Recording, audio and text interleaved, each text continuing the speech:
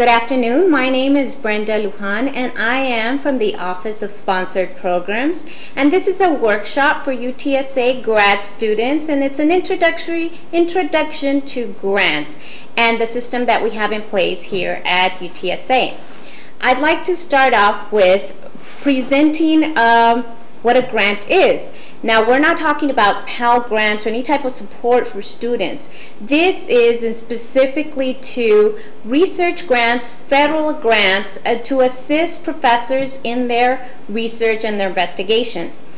Also, this is not, just a little disclaimer here, this is not a grant writing course. This is just an overall process that we have here implemented at UTSA as to how we go about getting our grants funded. So with that in mind, let's go on. What is a grant? Well, grant is basically a money exchange. An exchange for what? For investigation, for answers to a question. And where do you look for grants? Well, there's plenty of places that we look for grants. And we're going to be going over that. We're going to be going over the most important thing, which is the guidelines. We'll also be going over the narratives. That's actually the meat and bones of the proposal. The budgets, how much money we need, and how we're going to spend our money. Routing, this is an internal process. And other OSP information, which is also internal here to UTSA. Going over the definition of grants, this again is a transfer of money or property or services or anything of value to a recipient in order to accomplish a public purpose. There's not much involvement between the sponsor and the recipient as the project is going on. However, sometimes they are asked to go ahead and present some progress reports, but we'll talk about that further. Now let's go over the grant framework. Again, this is a relationship between the sponsor, which typically is a federal agency, but not always, and the performers, which are our postdocs, our faculty, our researchers. And there's different mechanisms for this formal agreement. We have contracts, we have grants, we have cooperative agreements. These are the most typical that we see here at UTSA.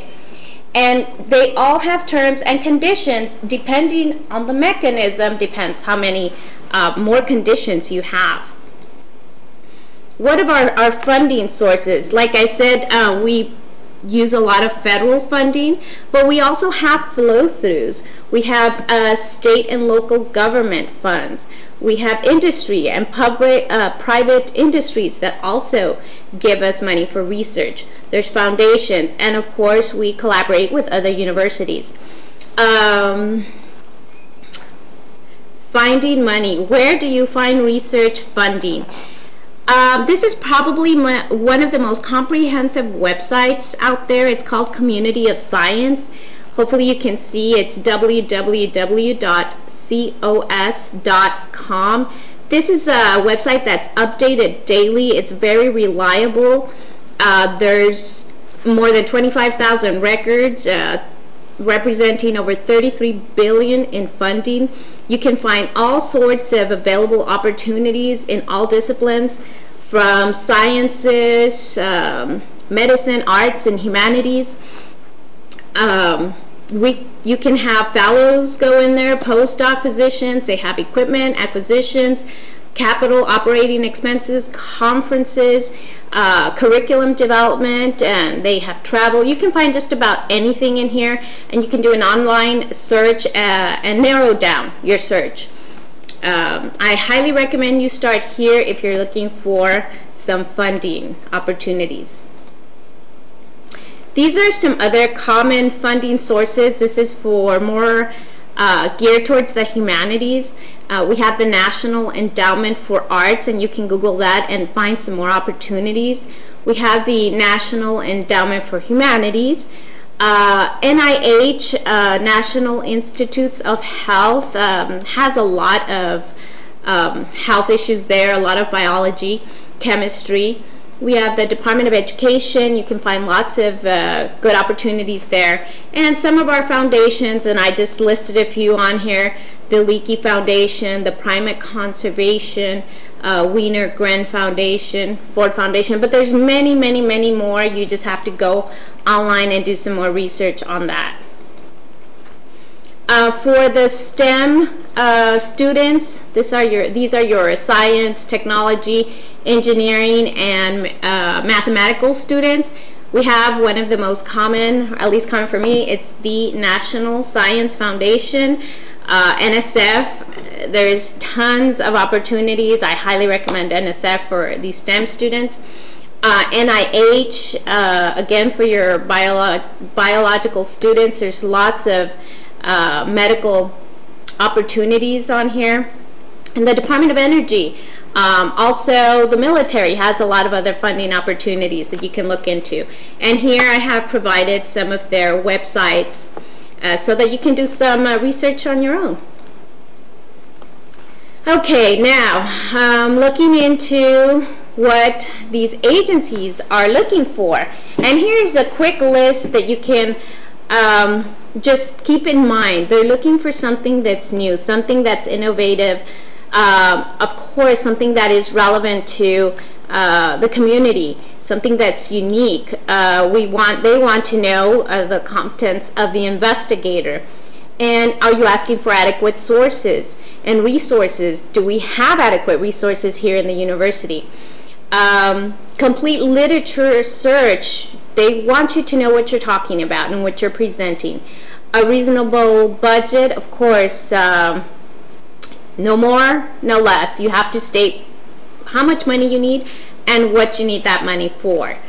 A time schedule. You have to have a time schedule. When can I start my project and when do I anticipate finishing this project? Most of our projects are anywhere from 1 year to 5 years. The most common, I would say, would be 5 years, 3 to 5 years. And enthusiasm. I was just at an NSF conference and I cannot tell you how many times they mentioned write enthusiastically, write enthusiastically. Make sure it's enthusiastic. So I will emphasize enthusiasm once more. Funding activities.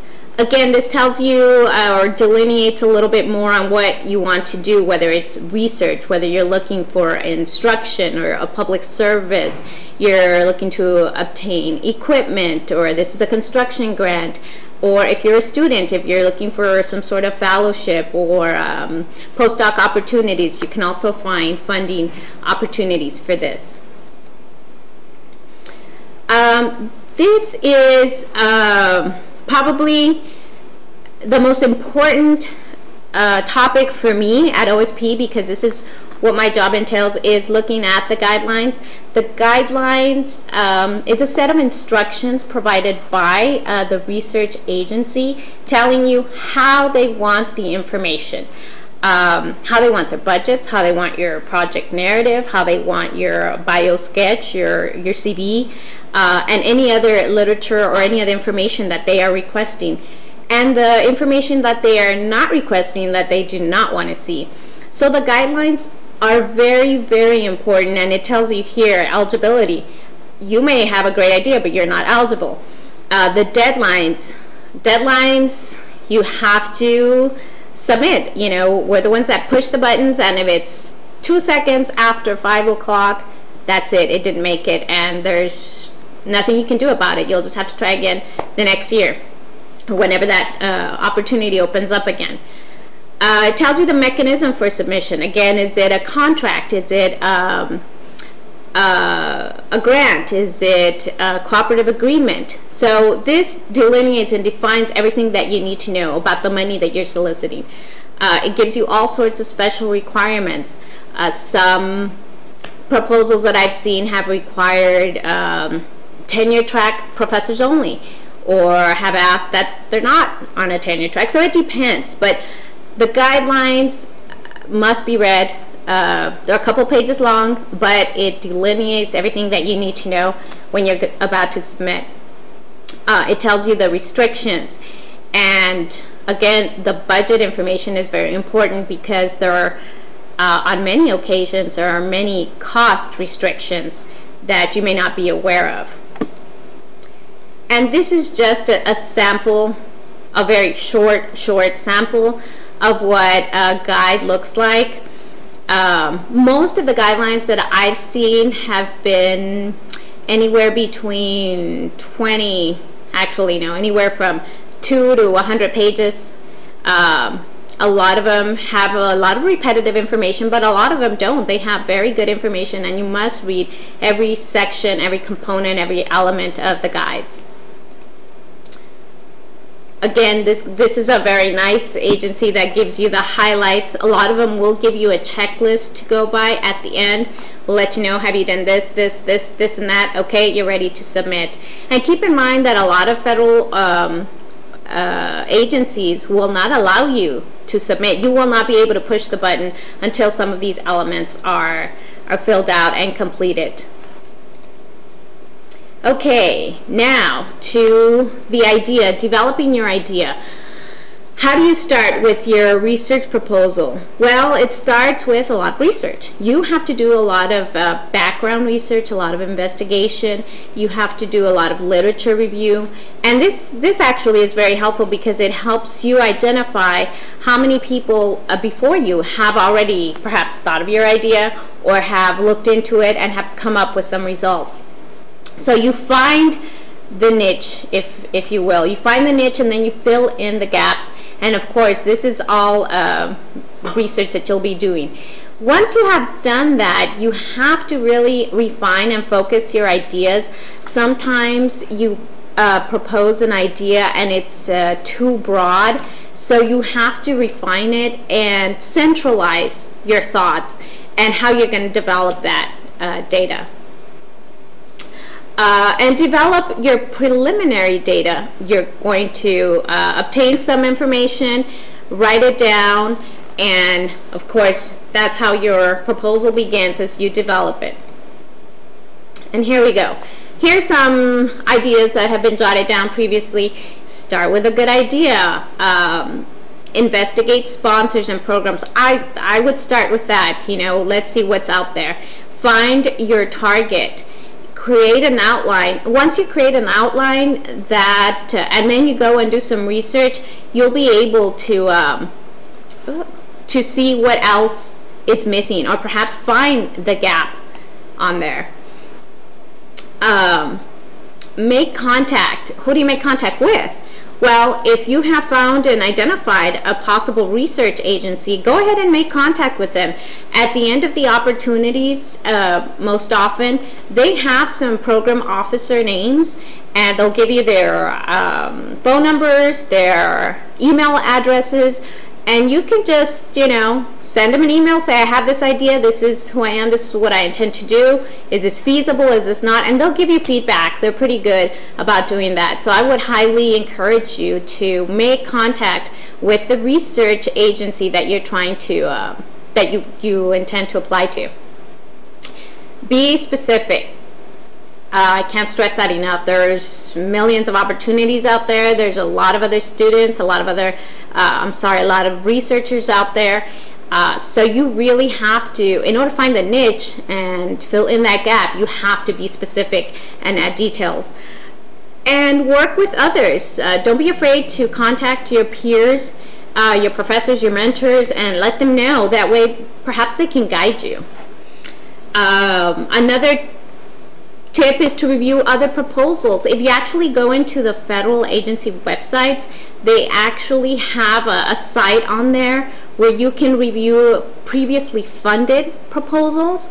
So if you go in there, you can review, you can see exactly what they're looking for and perhaps why that particular proposal got selected. Again, know the agency, read into perhaps their mission and their vision, what they're trying to do, and see if that fits to something that you want to do. You have to develop a strong hypothesis, of course, important to the field, and you have to have means of testing it, provide a rationale for your hypothesis,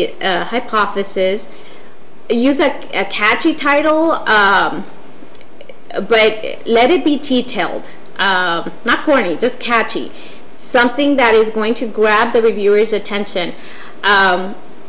Keep all of these things in mind as you're writing. Of course, some agencies ask for a specific title. Some strategies that have been passed on. Again, assess the competition in the field. That's something very important. Look into, of course, do your background research, but also look into so that you can see how many other people are proposing the same thing. What is your competition like, and how many are there? Know the level of resources needed. You have to really research and look into all the potential costs that are involved. Sometimes we're unfamiliar with certain procedures, university procedures, and certain costs that are tied into that. So make sure you research all of that so that you have encompassed all of that in your budget as well. Again, is the field overpopulated with researchers? Use funding reference sources.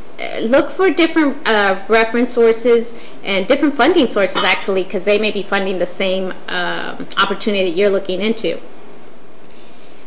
By reading the guide and the opportunity, you will be able to determine the sponsor's specific interest, and they will tell you what they're looking for, and you can see if that fits your idea. Again, review other funded projects. This will really give you an idea as to which route you want to take and how you want to perhaps format your proposal. And identify the program staff within the agency, but I also want to encourage you to come up and meet us at OSP, because we are there to help you and serve you and help you get the best, most polished proposal out there. And again, you want to present your idea, especially to your mentors, because they can really help you out and point you in the right direction. And when you're writing your proposal, of course, you want to explain the importance. You want to present your capabilities. A lot of agencies do ask for you to state how the PI, the principal investigator, is capable. What have they done in the past? What literature have they written? What have they published? So you have to present your capabilities and know your own capabilities to see if you're capable of doing this particular opportunity. Prepare a timetable, again, between 1 and 5 years is what you're looking at. Estimate the likelihood of success. You want to definitely define your outcomes and list them. They want to see outcomes. What if we fund you? What's going to be the result of that? Develop an evaluation plan. What's going to be your checks and balances? How are you going to check that this investigation, this ongoing investigation, is going on the right path and is staying within the allotted timeline? Something that you want to keep in mind is something that's really hot right now are multidisciplinary projects. This is when you involved the College of Science with the College of Architecture and the College of Business, and you integrate your strengths to create one proposal. NSF, I know, is really funding, and there's other agencies that are really looking into multidisciplinary projects because they just want research to grow. And collaborative projects as well. A collaboration is between different universities or with different outside partners. Could be corporations, industries, whatnot. Okay, the proposal format. And this is once we're getting towards the end. The title page. And you will get to this. I mean, this will be a lot easier once you've accessed the guide. And the table of contents. You may want to create a table of contents for yourself, even if the guide does not ask for one, especially if you're fairly new to this. That way you can keep your ideas in order. Abstract. It says to write it last. This is one suggestion. If you're a writer, that might work out for you. You may want to start off with the abstract. That way you can get that outline going. And now we get to the budget and the budget justification that I have not gone into, and this is more of the internal processes. Okay, and I'll get to that in just a moment. Now we're going to go into a biographical sketch. And basically what this is your CV, your resume.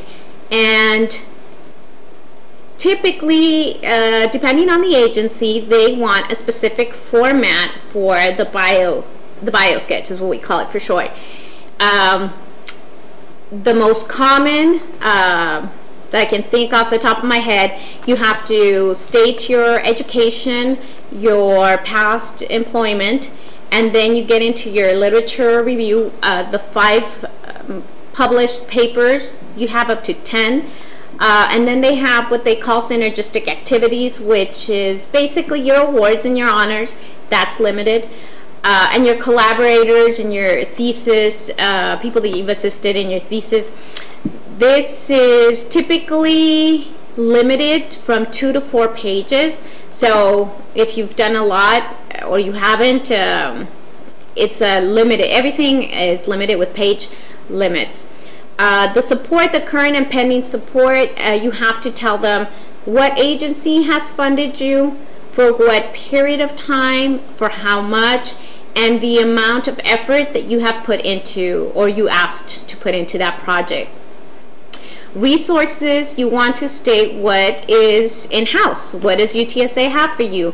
In engineering, in chemistry, in physics, there are particular where they have wonderful labs. I know in physics they have the MEMS lab. Is that going to be of use to you? Can you include that in your proposal, and how will it help? So this is your resources. And then you actually get to your research plan. This is what you intend to do. I've seen page limits from 12 to 26. Probably that's a good limit, not any more than that. Keep in mind that you have reviewers that are going to have to be reading all of these proposals. And some of them have a specific format that they want you to follow. This is the Javits format example. This is geared more towards the student. Again, it's a checklist, and it asks you for, of course, your information, your social, your GRE scores, your official transcripts, honors, awards, your certification of eligibility, your statement of purpose, and so any supporting material. And this is just an example. This is not true for every case. Okay, the budgets. You have the purpose. You have to think about what it is you're asking for and how much you need. So you need to break it down, and you have the kinds of budgets that are your cost reimbursable or your fixed price. The cost reimbursable is the amount that you set out to spend, and again, it is reimbursed. And then you have your fixed price. Your fixed price is when you say, I plan to spend $350K, and that's it. You don't get any more. Even if something happens, that's it. You're not getting any more. We have some cost groups, and this is a whole class in itself. We have your direct cost and your indirect cost. But basically, I'll start with the indirect cost. This is everything that is not directly tied into your proposal. It's also called the facilities and administrative cost. And every university has a negotiated rate. UTSA has a federally negotiated rate of 44.5%.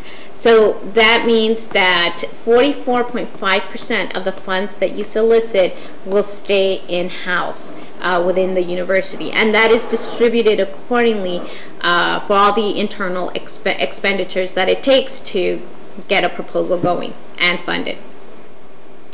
The direct costs are salaries, participant support, I'm sorry, not participant support, salaries, materials, publication cost, and any other cost that you may have that is directly tied into the proposal.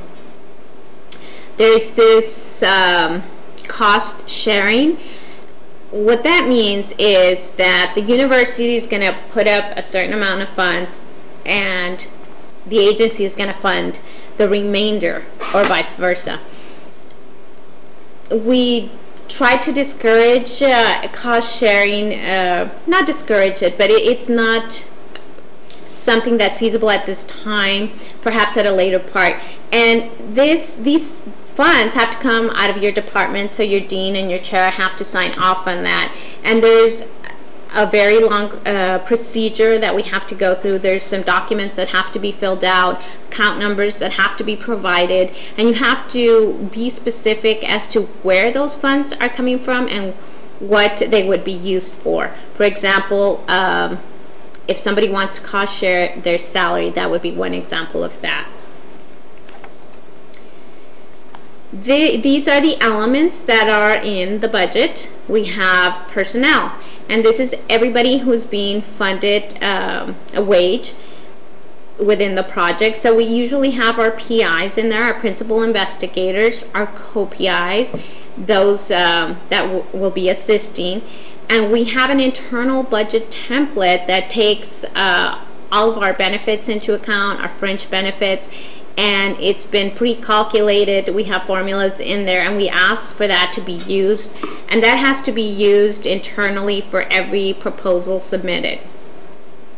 Again, it has the benefits already included in there, and it is divided between the full-time personnel, which would typically be your PIs, and also your hourly personnel. There's also a section for supplies and materials, for equipment, for travel, for subcontracts. Now, subcontracts are when we, using UTSA as an example, as the lead, and we are going to subcontract to ACCD, one of their colleges. We want to collaborate in this proposal, and we're going to be channeling funds to them through us so that we can accomplish the same goal of this proposal. That would be a subcontract, and the funding arrives here to whatever the lead institution, and we channel the money through here.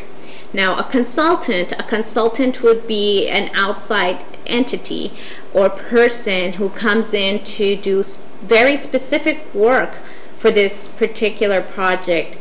Again, everything is tied back to federal funding or to funding, so you have to really define why this particular consultant merits coming in here doing that particular work, why it can be done in-house, in other words. And then we have, again, our indirect cost. The indirect cost rate is already in our internal budget template, which again has to be used for every proposal. It's 44.5%, and it pre-calculates for you. It will take all the directs, and it will put them on the table for you and figure that out for you. And this is pretty much what our internal budget template looks like. I know it's kind of hard to see. It's a little small, but it has all the basic elements, everything that you just saw on there. And this is, if you can see right here, this is where our F&A rate is at. This is where the F&A base is, and this is where it gets calculated so that you can see how much of those funds are being kept in-house and what your total number will be. And then we hit the submit button, and now it goes into review, and this is obviously where you want to stand out and make your mark. And these are just some of the key components that they take a look at. They take a look at obviously the intellectual quality, and do you merit an award, the potential impact that it can have in the community, or in this time right now. What kind of idea is it? Is it new? Is it innovative? Is it novel? Can this be developed further? A valid hypothesis with supporting evidence. They want to know how well written your proposal is. Does it transition? Does it flow? And do you have enough evidence to support the idea that you have? Can you actually make this come true? Again, you have to have goals and objectives, and make sure that they're logical and feasible at that point. And the procedures, are they appropriate, adequate, and feasible? And this is more, I think, what we do in here. Make sure that your procedures are appropriate and adequate. Again, they look at the investigator. Who are you, and how can you present this work to them? What qualifications do you have? UTSA, facilities in the environment. We have wonderful labs, so I'm sure the facilities and environment is not a problem. But perhaps if you're doing some sort of medical lab work, we may not have those labs in place.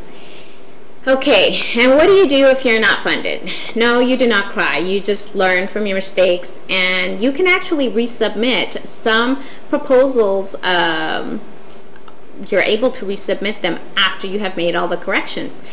And this is an excellent learning opportunity because you can review the summary statements. The program officers will send back all the comments that the reviewers had, and this will give you an idea how to write a better proposal next time. Also, you can contact your program officer or your manager, and you can get more advice from them. How could I have made this better? How could this be funded? Again, you have colleagues, mentors who have already gone through this process that can assist you and perhaps let you know what you could have done differently or help you revise your proposal. And it's also important to keep an open mind. You may not agree with each critique, as we often see, but they're the reviewers, so we must respect that. And you also have to address what they say. So again, if you're not funded, you include any new preliminary data. By the time you submit your award to the time that you obtain any not funded comments, time will have elapsed, perhaps a year, if not longer. So I'm sure there'll be plenty more information that you can get out there and gather. Again, do not change things unless they have been addressed or you have the need to update something. I wouldn't say now resubmit. I would go and make all the necessary changes and review. One of the common mistakes, if you will, is not enough time for review. Again, be prepared to submit. This world is full of rejections, so just take a no in stride and keep going. And you have to be persistent because, there's many people out there chasing the federal funding for research. Common problems. Insignificant. Lack of original ideas. It's unrealistic. The rationale was just not there. It was not valid. It lacked focus. Your hypothesis was a little shaky, a little data was missing, insufficient methodology. We liked how you got from A to Z, but what happened to the rest? And again, you just didn't do your homework and you didn't provide enough preliminary data. You have inexperienced investigators, for those that are, as graduate students will be. You just have to keep trying. This is how you learn. You can also tag up with one of your mentors or a more seasoned researcher. Insufficient literature review, again, you can do your homework there. The work has already been done and you did not supply something new to add to it. Failure to comply with the guidelines. This is very, very important. We see this all the time.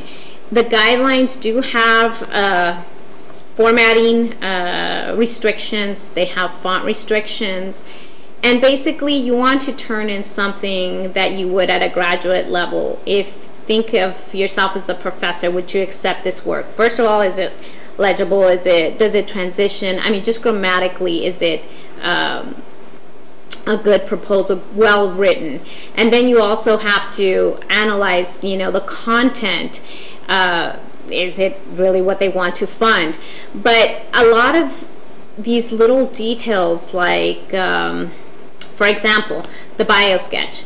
The biosketch asks for 5 synergistic activities. Again, these are like the honors and the awards that you have under your name. Most PIs have more than 5. But if they list 10, well, you're not complying with the guidelines. That is a reason for them to refuse your proposal without it being reviewed. And that's really not a good reason to not have your proposal reviewed. So just keeping it nice and clean and to a T with each guideline. Make sure your page numbers are numbered. I'm talking about NSF in this particular case. Not every agency asks you to have page numbers. Maybe they want the page numbers on the left and not on the right. These little details, if you take your time, you can have a nice, clean, polished proposal to submit, and that's what we want you to do. We want to help you increase those chances of you getting funded. And these are more important notes on here, piggyback on what I just said. Proofread again and again. Sometimes some of our researchers proofread a little too many times and want to keep changing it. You don't want to do that. You just want to proofread, make sure that the information is concise and it flows and it's ready to go. We will double check, triple check your budget for you. Make sure that the arithmetic adds up.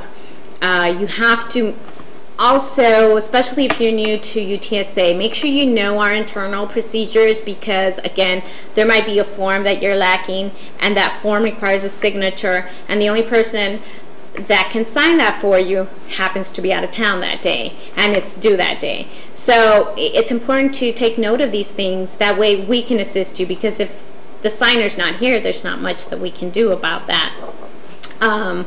Or, you know, it might be just routine, but again, it takes it has to pass through several different hands, and by the time it gets to your hands or our hands, you know, several days have gone by.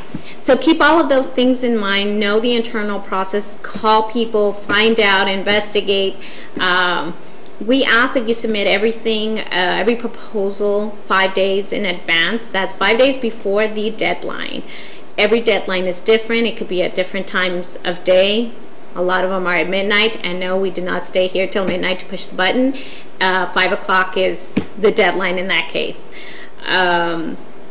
Again, be aware of the university procedures and processes. And again, if you call us, we can help you out. We can probably guide you, and if not, refer you to the right person.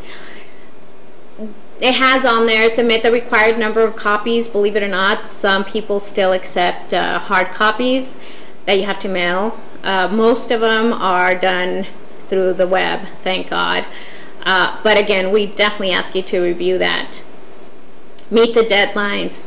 We don't want you to meet the deadlines. We want you to go before the deadlines, before early. And the reviewers, this is important once you start getting into this federal agency research game, that you'll get to know some of these program reviewers, and once you do, you can recommend that some reviewers review your work. Again, there's no guarantee, it's just a suggestion, but perhaps you're doing something that's very specific, that there's not too many expertise in that field, and there's one specific reviewer that will understand exactly what you mean, so you want to recommend that. That's what that means and refers to. I can't stress enough to start early. You have to, again, and this is just repetitive, just be realistic, be feasible, make sure you develop your project on time, you have the background information, you follow the sponsor's guidelines. Once you know what opportunity you have chosen, once you have chosen one and you know which one you're going to apply to, get those guidelines, highlight, make notes, make sure that you have all of these in place.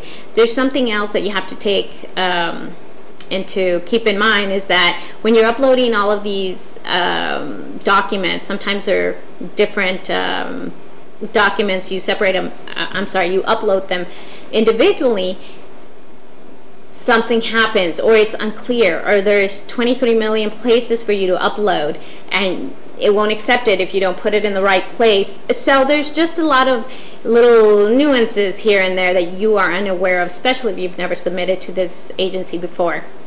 And all of this takes time, and the day of submission there could be many other people submitting, and yes, we do have Fastlane, or all these agency websites freeze up on us and we're unable to submit. So even if we're ready and we hit the button and it's 4:59 and we think we've got it, but it froze on us and the computer doesn't register till 5:03, there's nothing we can do about that.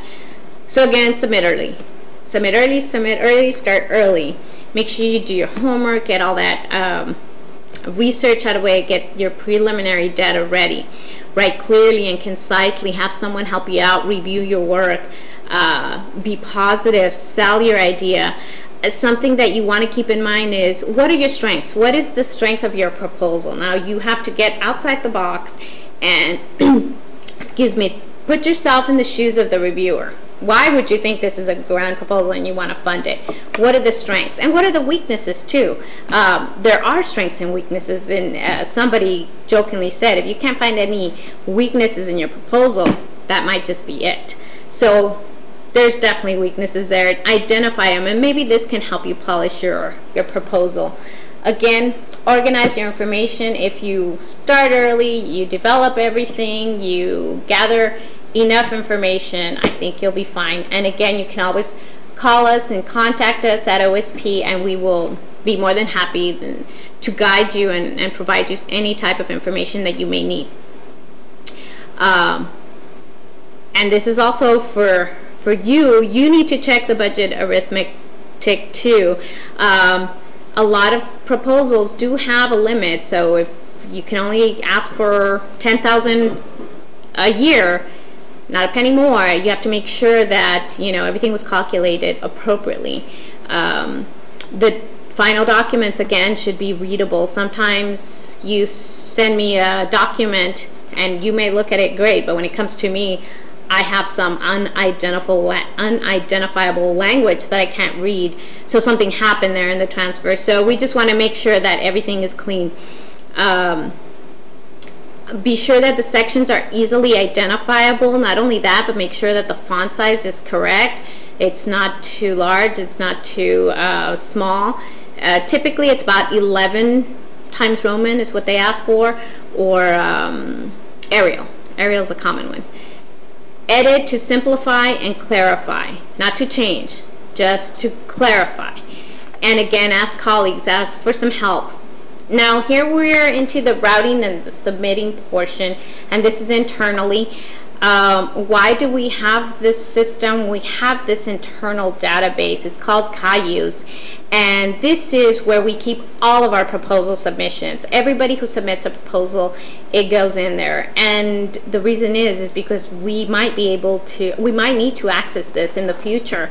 Whether it was funded or not, we want to know how many people are submitting for how much, and if they're successful or not. So this is Cayuse.